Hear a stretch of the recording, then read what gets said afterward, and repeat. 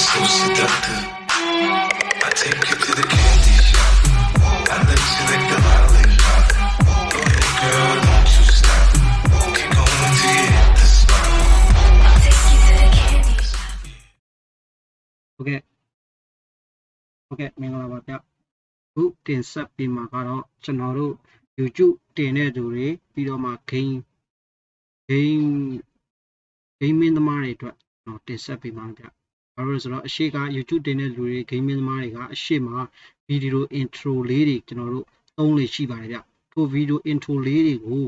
လုပ်ဖို့ရန်အတွက်ကျွန်တော်တို့video editing တွေပါတယ်မလိုဘဲနဲ့ကျွန်တော်တို့software မှာမလိုဘဲနဲ့ကျွန်တော်တို့ဘာလို့ဆိုတော့ internet မှာတစ်ခါတည်းကျွန်တော်တို့လုပ်ပြီးသား original ကိုယ့်ရဲ့နာမည်လေးထည့်ရုံလေးနဲ့တကယ်ပဲ video intro ကအရန်ကောင်းတယ်အရေးအသွေးကောင်းနဲ့သုံးလို့ရမှာဖြစ်ပါတယ်ဗျဒီနည်းလေးကိုကျွန်တော်တို့လိုက်ပြီးတော့မှလုပ်ကြည့်ပါဦးလို့ကျွန်တော်ပြောချင်ပါတယ်ဗျကြိုက်နေတဲ့ဆိုရင်လည်းကျွန်တော် YouTube channel လေးကို like and subscribe လုပ်သွားပေးပါလို့မေတ္တာရက်ခံချင်ပါတယ်ဗျကဲစလိုက်ရအောင်အဲ့တော့ကျွန်တော်တို့ဖုန်းတွေထဲမှာ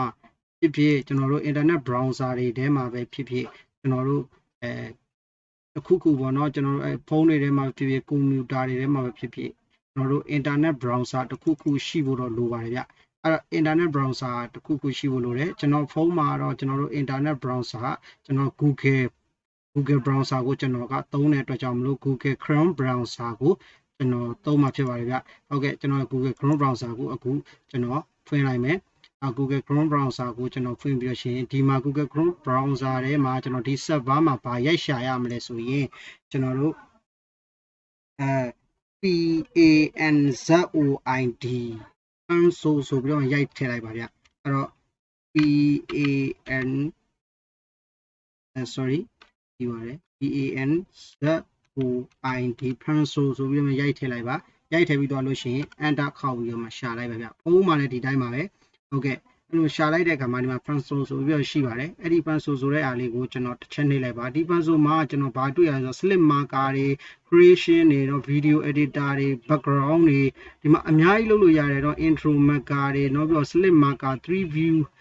ကြည့်တော့မှကျွန်တော်တို့ရတယ်ဗျာနော်ဒီဟာလေးကိုကျွန်တော်တို့အရန်အသုံးဝင်တဲ့အတွက်ကြောင့်မလို့ပြောပြပေးတာဖြစ်ပါတယ်ဗျဟုတ်ကဲ့ pencil ကိုကျွန်တော်တို့တစ်ချက်နှိပ်လိုက်မယ်နှိပ်ပြီးသွားရင်ကျွန်တော်တို့ဒီမှာ background တွေရှိတယ် video editing တွေရှိတယ်သူလုပ်ပြီးသားတွေပေါ့နော်ကျွန်တော်တို့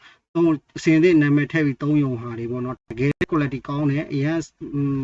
ကောင်းပါတယ်ဗျဟုတ်ကဲ့ကျွန်တော်တို့လုပ်စရာမလိုပဲလွယ်ကူစွာနဲ့ကျွန်တော်တို့ရရှိရပါအဲ့တော့ကျွန်တော်ကဘာလဲဆိုတော့ intro video လုပ်မဲ့အတွက်ကြောင့်မလို့ဒီ slip marker ဆိုတဲ့ဟာလေးကိုတစ်ချက်နှိပ်လိုက်ပါဗျ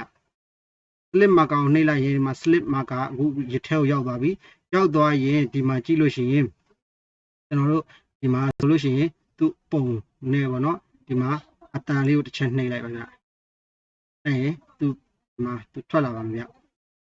နောက်ဆောင်ကြည့်ပါ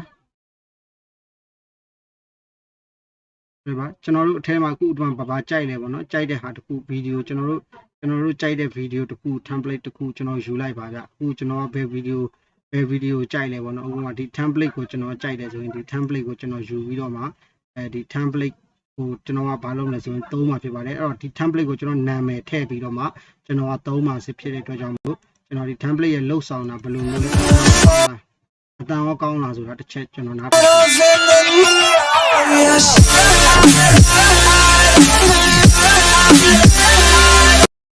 အရင်ကောင်းနေเนาะပြီးတော့ကြောက်လို့ရှိရင်ဒီ template ကသူ့ရဲ့ဗီဒီယိုလေးရလဲမစိုးဘူးပေါ့နော်သူ editing လုပ်ထားတဲ့ဗီဒီယိုလေးရလဲမစိုးအဲ့တော့ကျွန်တော်ဒီဟာလေးကိုသုံးမယ်ဆိုရင်ဘယ်လိုသုံးရလဲဆိုတာကိုကျွန်တော်တစ်ချက်ပြပါမယ်ဟုတ်ကဲ့ကျွန်တော်တို့အရင်ဆုံးစပြီးသုံးမယ်ဆိုသူ့ကိုနာမည်ချိန်ဖို့လိုပါတယ်နာမည်ချိန်ဖို့ရန်အတွက်ကျွန်တော်တို့ YouTube နာမည်နဲ့ချိန်မယ်အဲ့တော့ကျွန်တော် YouTube နာမည်နဲ့ချိန်ဖို့ရန်အတွက်ကျွန်တော်တို့ဒီမှာဒီဟာလေးကိုကျွန်တော်တစ်ချက်သွားလိုက်ပါဗျ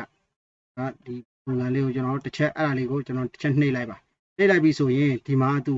ပေါ်လာပါပြီဒီမှာသူအများကြီးပဲเนาะသူပေါ်လာတဲ့ဟာလေးဒီမှာဒါကျွန်တော်တို့ဒီမှာကြည့်မယ်ဆိုလို့ရှိရင်ဒီ template ပြောင်းမှာဖြစ်ပါတယ်ဒီ template ကိုပြောင်းမှာဖြစ်ပါတယ်အဲ့တော့ဒီ template ကိုပြောင်းဖို့ရန်အတွက်ဒီတစ်ခုတည်းပြောင်းလို့မရပါဘူးဒီအားလုံးကိုပြောင်းပေးရပါတယ်ဗျ template အားလုံးကိုပြောင်းပေးရပါတယ်အဲ့တော့ template အားလုံးကိုသူ့နာမည်တစ်ခုစီပြောင်းမယ်ဆိုဖြစ်တဲ့အတွက်ကြောင့်မလို့ဒီ template ကိုတစ်ချက် click ထောက်လိုက်ပါထောက်ပြီးသွားရင်ဒီမှာကျွန်တော်နာမည်ကတော့ကျွန်တော် YouTube နာမည်ကတော့လမ်းဖြစ်တဲ့အတွက်ကြောင့် NEA and လမ်းဆိုပြီးတော့မှကျွန်တော်ပြောင်းပါပြီပြောင်းပြီးသွားရင်အခုဒီတစ်ခုတည်းပြောင်းလို့မရပါဘူးအဲ့ဒီတစ်ခုကိုကျွန်တော် enter ခောက်လိုက်ပါပြီဟုတ်ကဲ့ enter ခောက်ပြီးသွားရင်ကျွန်တော်ကဒီကနေပြီးတော့မှအလွယ်တကူပေါ့နော်ကျွန်တော် copy လေးကူးပြီးတော့ပြောင်းပါမယ်ဟုတ်ကဲ့ဒီမှာတစ်ခုထပ်ပြီးတော့မှ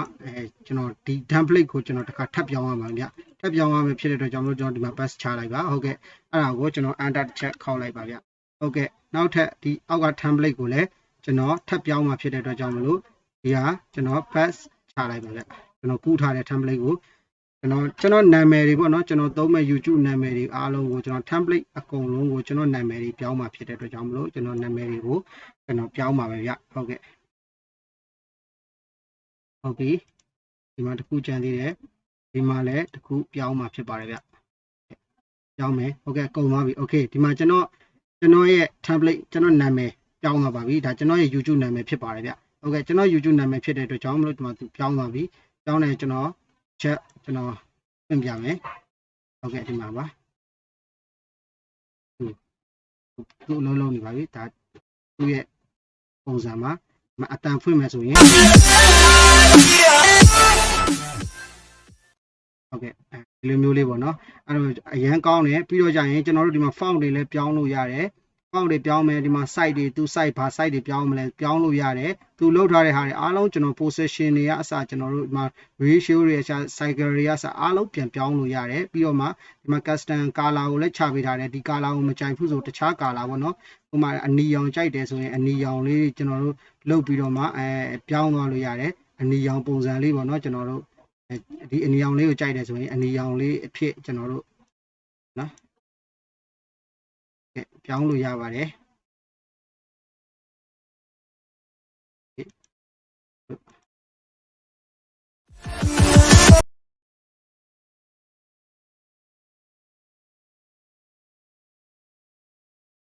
ဒီကောင်အနီရောင်ပြောင်းခြင်းနေဆိုရင်ဒီမျက်လုံးလေးကဒီလိုမှိန်နေရနေမျက်လုံးလေးတစ်ချက်တောက်ပေးပါတောက်ပြီးမှဒီကနေထည့်ရမှကျွန်တော်အနီရောင်အခုဖြစ်ကိုပြောင်းမှာဖြစ်ပါတယ်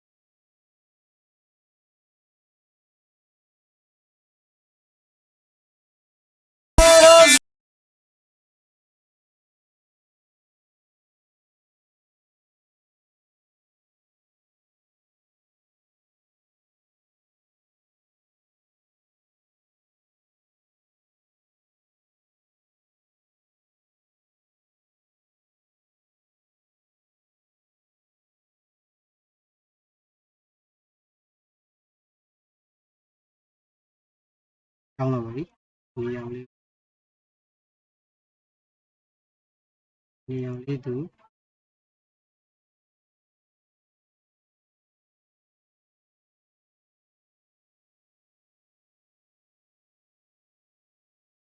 ကျွန်တော်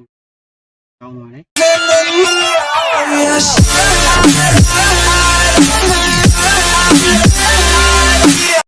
โอเคဒီမှာသူရွေးချယ်လို့ရတဲ့နည်းတွေလည်းအများကြီးရှိပါတယ်ကြာသူရွေးချယ်လို့ရတဲ့နည်းတွေဒီမှာ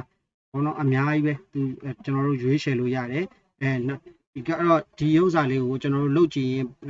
ညီကိုမောင်မိုင်လည်းအဆင်ပြေမယ်လို့ကျွန်တော်ယုံကြည်ပါတယ်ဗျာဟုတ်ကဲ့အဲ့တော့ကျွန်တော်ဒီဟာလေးကိုကျွန်တော်ပြန်ကူးမယ်ဆိုလို့ရှိရင်ကျွန်တော်တို့ဘယ်ကိုကူးရမလဲဆိုဖုန်းတွေမှာဆိုရင်တော့ဒီအောက်မှာ video downloader ဆိုပြီးတော့မှရေးထားတယ်အဲ့ဒါကိုနှိပ်လိုက်တာနဲ့ကျွန်တော်တို့ရပါတယ်ဗျာအခုကွန်ပျူတာမှာဆိုရင်တော့ကျွန်တော်တို့ဒီမှာသွားရပါမယ်ဒီနေရာလေးကိုအခုဒီမှာ music အောက်ကဒီနေရာလေးကိုကျွန်တော်တစ်ချက်သွားရမယ်တစ်ချက်နှိပ်လိုက်ပါနှိပ်လိုက်ပြီးသွားရင်ဒီမှာ start video render ဆိုတဲ့ဟာရှိပါတယ်အဲ့ဒီ start video render ဆိုတဲ့ဟာကိုတစ်ချက်နှိပ်လိုက်ပါဟုတ်ကဲ့သူအလုပ်လုပ်နေပါပြီဗျခဏလေးစောင့်ပေးပါ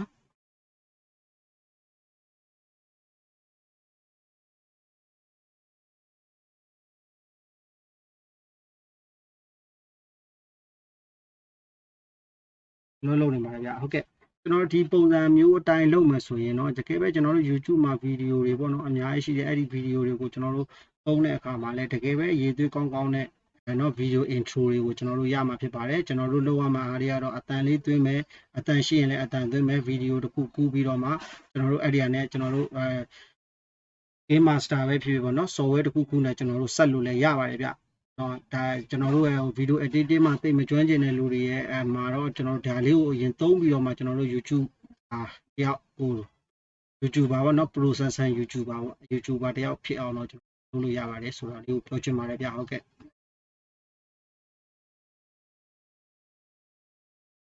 လေးဆောင်ပြပါသူဒီမှာသွားနေပါတယ်သူအလုံးနေတယ်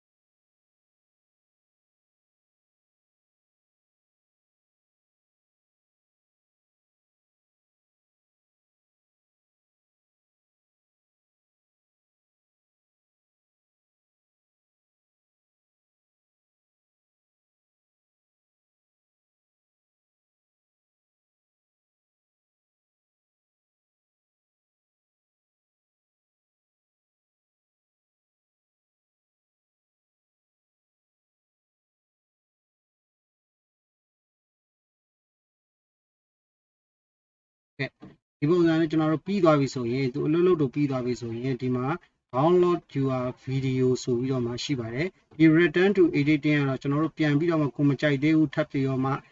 ပြန်ပြီးတော့မှကျွန်တော်တို့ပြင်ကျင်သေးတယ်ဆိုထပ်ပြီးပြင်လို့ရပါတယ်အခုကျွန်တော်ကတော့ပြီးသွားပြီဆိုတော့ကျွန်တော် download your video ဆိုပြီးတော့မှကျွန်တော်ရိုက်ထည့်လိုက်ပါမယ်ဟုတ်ကဲ့သူ download ကူးနေပါပြီခဏစောင့်နေပါဟုတ်ကဲ့ဒီမှာ download ကူးနေပါပြီဒီဘိုင်းကတော့သူတို့တရားမြန်ပါပြီဗျဟုတ်ကဲ့မပြီးပါဘူးဗျကျွန်တော်ဗီဒီယိုလေးကိုလည်းကျွန်တော်ဖွင့်ကြည့်လို့ရတယ်ဖွင့်ကြည့်မယ်ဆိုလည်းဖွင့်ကြည့်လို့ရပါတယ်